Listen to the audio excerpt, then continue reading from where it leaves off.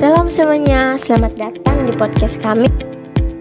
Hari ini kami akan membahas tentang John Calvin dan kontribusinya dalam pendidikan Kristen.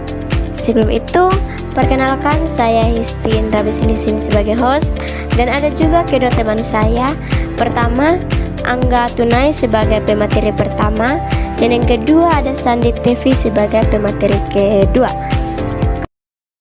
Pertama kita akan membahas tentang bagaimana pandangan Calvin tentang pendidikan Alkitab. Jadi di sini Calvin menekankan pendidikan Alkitab yang sistematis, terstruktur, dan berpusat pada firman Tuhan agar iman dipahami secara menyeluruh.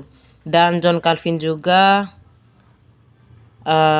di tahun 1509 sampai 1564 menempatkan Alkitab sebagai pusat seluruh proses pendidikan iman.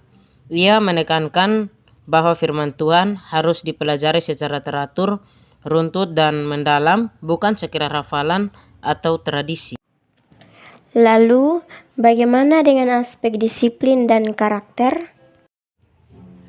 Jadi, menurut Calvin, pendidikan harus membentuk disiplin dan karakter Kristen.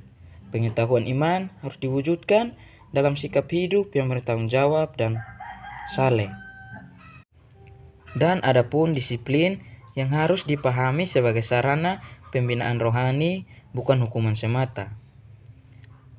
Calvin juga menekankan nilai ketaatan kepada Allah, kerja keras, dan bertanggung jawab, hidup tertib, sederhana, dan bermoral.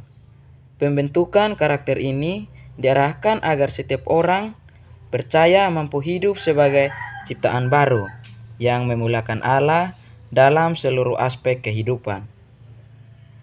Oh iya, katanya Calvin juga mendirikan sekolah Kristen ya? Benar, Akademi Jenewa didirikan untuk mendidik pemimpin gereja dan masyarakat dengan keseimbangan antara iman, moral, dan akademik. Sekolah Kristen Akademik Jenewa. Calvin mendirikan Akademik Jenewa pada tahun 1559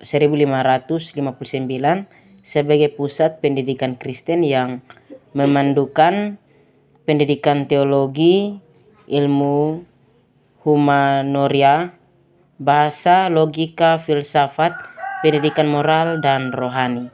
Berikut, apa sih pengaruhnya terhadap kurikulum pendidikan agama Kristen saat ini?